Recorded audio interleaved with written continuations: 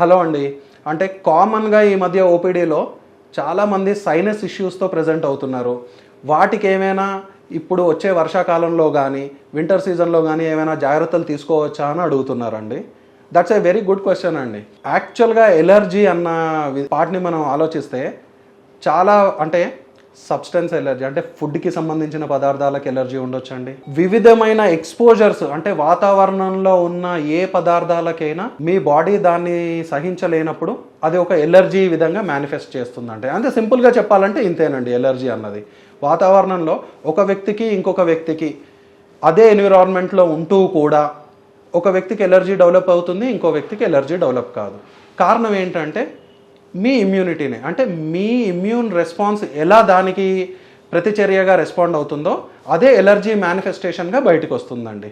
So ఈ సీజన్లో చల్లని వాతావరణం ఇక్కడ ఉన్న అంటే వాతావరణంలో ఉన్న సూక్ష్మజీవులు ఇవన్నీ వేరు వేరు ఉండడం, ఆ వాటికి ఎక్స్పోజర్ కావడం, తద్వారా రెగ్యులర్గా సైనస్ ఇన్ఫెక్షన్స్ రావడం అన్నది ఈ కాలంలో జరుగుతూనే ఉంటాయండి. ఇందులో మనం తీసుకోవాల్సిన జాగ్రత్తలు ఏంటి అని అంటే సైనస్కి మందుల ద్వారా కూడా తగ్గించవచ్చండి, సర్జరీస్ కూడా ఉన్నాయండి. అది ఏ స్టేజ్లో ఉందా అన్నది మనం ముందు కనుక్కొని ఒక సిటీ స్కాన్ ద్వారా మనకు తెలుస్తుందండి. దాని ద్వారా అది మెడికల్ మేనేజ్మెంటా సర్జికల్ మేనేజ్మెంటా అని చేయొచ్చండి. ఇందులో ప్రధానమైనది ఎందుకంటే మీరు బయట వాతావరణంలో నుంచి డైరెక్ట్గా మన బాడీలో ఏదైనా పార్ట్ అవయవం ఎక్స్పోజర్ అవుతుంది స్కిన్ తర్వాత అంటే అది లంగ్సేనండి, ఊపిరితిత్తులే. అంటే మన నోస్ నుంచి మొదలయ్యి అది మన ముక్కు దాని గాలి ద్వారాల నుంచి వెనక లంగ్స్ నుంచి డైరెక్ట్గా వాతావరణంలో జరిగే మార్పులు మన బాడీలోకి తీసుకొచ్చే అవయవం స్కిన్ అండ్ లంగ్సేనండి. దీనివల్ల ఏమవుతుంది అంటే ఫస్ట్ ఎక్స్పోజ్ అయ్యే పార్ట్స్ మన నోసేనండి.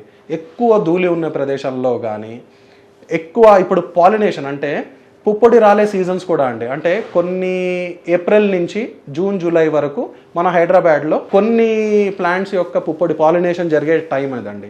నెక్స్ట్ పాలినేషన్ అంటే సెకండ్ పాలినేషన్ సీజన్ కూడా ఉందండి, సెప్టెంబర్ అక్టోబర్ నుంచి ఇంకొక 3 నెలలు. అంటే ఈ టైంలో ఎక్కువ పుప్పొడి రాలడం, ఎక్కువ డస్ట్కి ఎక్స్పోజర్ కావడం, వీటి వల్ల ఏంటంటే వాతావరణంలో సహజంగానే తక్కువగా టెంపరేచర్స్ ఉండడం వల్ల రెగ్యులర్గా జలుబు అవ్వడం, తద్వారా లోపల టర్బినేట్స్ ఉంటాయి అవి ఉబ్బడం, తద్వారా వెనుకున్న సైనస్లో ఇన్ఫెక్షన్స్ కావడం అండ్ మనకు పడని పదార్థాలకి మనం ఎక్స్పోజర్ కావడం వల్ల అది ఎలర్జిక్ సైనోసైటిస్గా మారడం, ఆస్తమా సిఓపిడి ఉన్న వాళ్ళల్లో ఈ ఎక్స్పోజరే కొత్త ఎగ్జాజర్బేషన్ని ట్రిగర్ ఇవ్వడం ఇలా తరచుగా జరుగుతూ ఉంటాయండి. ఈ వాతావరణంలో మీరు చల్లని పదార్థాలకు ఎక్కువ ఎక్స్పోజ్ కాకుండా మాస్క్ రెగ్యులర్గా తరచుగా పెట్టుకుంటే ఇలా చేయడం వల్ల అండ్ వ్యాక్సినేషన్స్ అండి, ప్రతిసారి వ్యాక్సిన్ చెప్తూనే ఉన్నాం. ఎందుకు అనంటే సహజంగానే అది ఇమ్యూనిటీని బూస్ట్ చేసే ప్రక్రియ అండి. అంటే మీ ఇమ్యూనిటీని పెంచుకునే కొద్దీ డిసీజ్ యొక్క తీవ్రత అన్నది తగ్గుతూ ఉంటుందండి.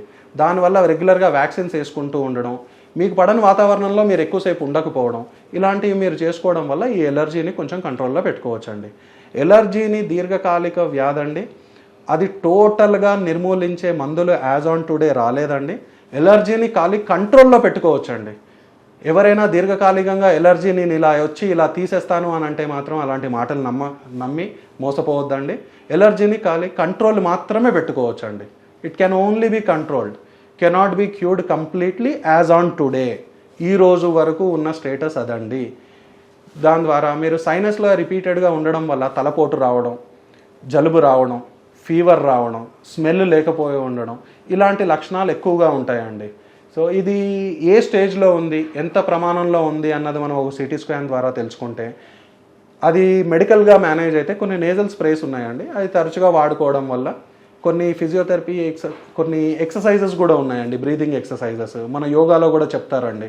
అంటే క్లీనింగ్ ఎలా చేయాలి అన్నది ఆ ప్రక్రియల్లో కూడా తరచుగా మనం గాలి పీల్చే రంధ్రాలన్నీ క్లీన్గా పెట్టుకోవడం వల్ల కూడా ఈ ఎలర్జీ తగ్గే ఛాన్సెస్ ఉంటాయండి. మరిన్ని ఏమైనా వివరాలు ఇలా ఎలర్జీ గురించి కానీ, ఎలర్జిక్ సైనోసైటిస్ గురించి కానీ, ఎలర్జిక్ బ్రాంకైటిస్ కానీ, ఎలర్జిక్ ఆస్తమా గురించి కానీ తెలుసుకోవాలి అంటే మీరు నన్ను వ్యక్తిగతంగా లెగసీ హాస్పిటల్లో సంప్రదించండి. Thank you.